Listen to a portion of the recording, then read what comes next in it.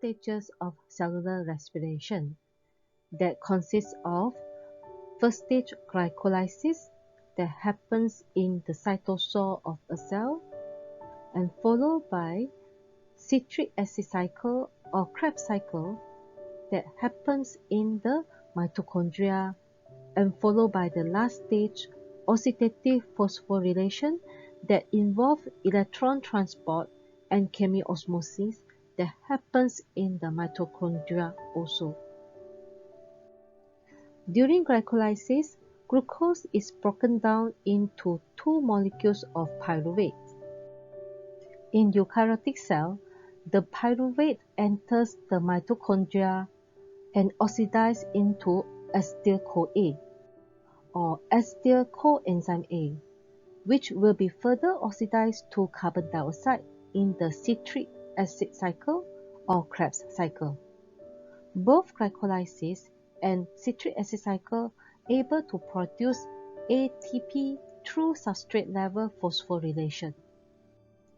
Both glycolysis and citric acid cycle able to produce the electron carriers, which are NADH and FADH2. Both NADH and FADH2 will transfer electrons into the electron transport chains. During oxidative phosphorylation, electron transport chains convert the chemical energy to form used for ATP in the process called chemiosmosis.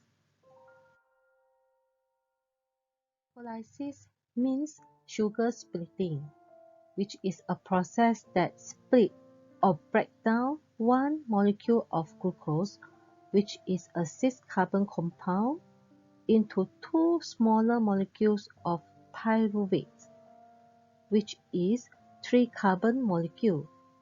And this is a pathway involves a series of reactions. Each step is catalyzed by specific enzymes. At the end of glycolysis, from one glucose, it will produce two pyruvate and two net ATP with the two molecules of NADH. Both ATP and NADH molecule contains high energy. Glycolysis pathway can be divided into two phases: the energy investment phase and the energy payoff phase. During the energy investment phase, the cell actually spends 2 ATP or use 2 ATP molecules, and it will form 2 ADP. But this investment is repaid or rewarded with interest during the energy payoff phase, when 4 ATP are produced by substrate level phosphorylation. This is why at the end of glycolysis, there are 2 net ATP produced. And during energy payoff phase, the NAD plus is reduced to high energy molecule, which is NADH, by accepting the electrons released from the oxidation of glucose. Glycolysis consists of 10 steps and is divided into two phases. The first phase, energy investment phase, consists of the first 5 steps of glycolysis, and they involve the 3 types of reaction in this phase, which are phosphorylation that happens during the step 1 and step 3, isomerization during step 2 and step 5, and lastly is the splitting or lysis during step 4.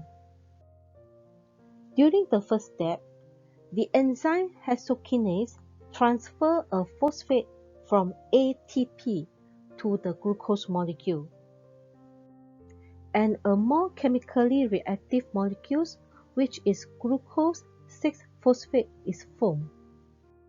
The charge on the phosphate group that attach at the carbon 6 made the whole molecule is trapped in the cell.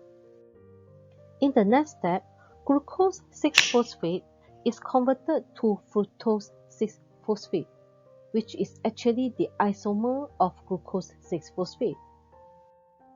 The structure of fructose 6-phosphate shows symmetry, and this is important for the next step, where the enzyme phosphofructokinase will transfer a phosphate from ATP, and molecule ATP is formed.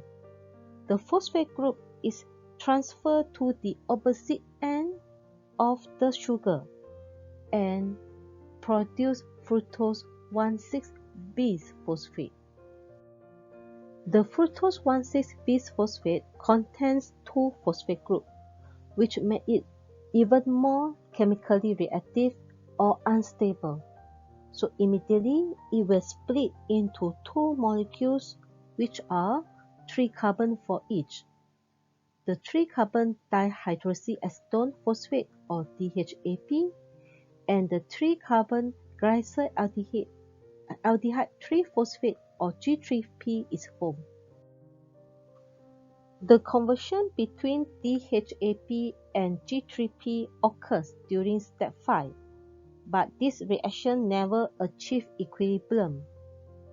This is because the glyceraldehyde 3-phosphate or G3p is used in the next step as fast as it forms and make the molecule dihydroxyacetone phosphate DHAP has the higher tendency to be converted into its isomer, which is G3p.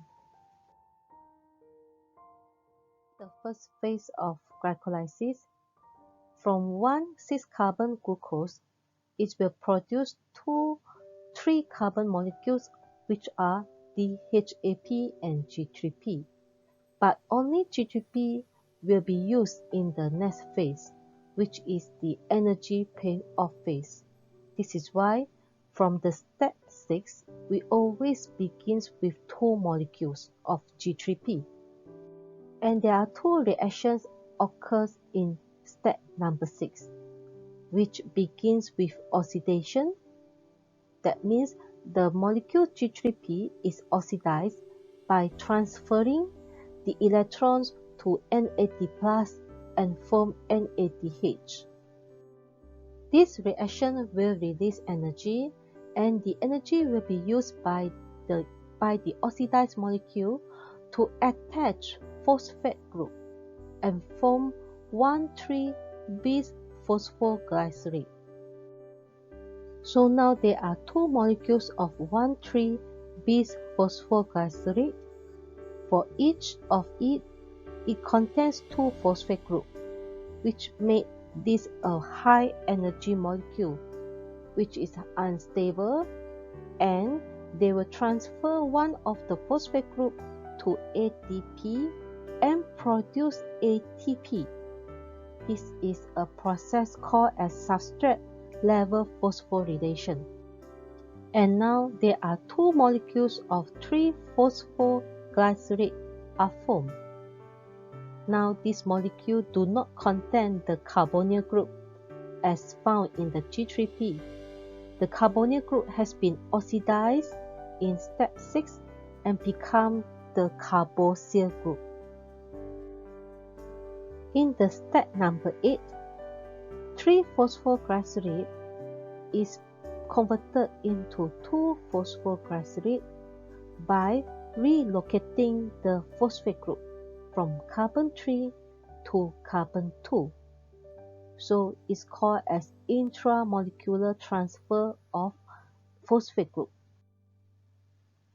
In the step number 9, the 2-phosphoglycerate will be converted to the high energy molecule, which are phosphoenolpyruvate or PEP.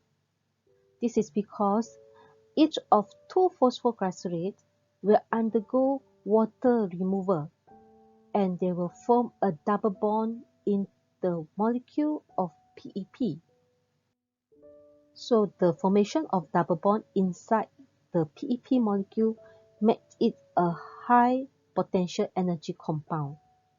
And during the last step, the phosphate group is transferred from PEP to ADP and produce energy molecule which is ATP through substrate level phosphorylation, and two pyruvates are formed at the end of glycolysis.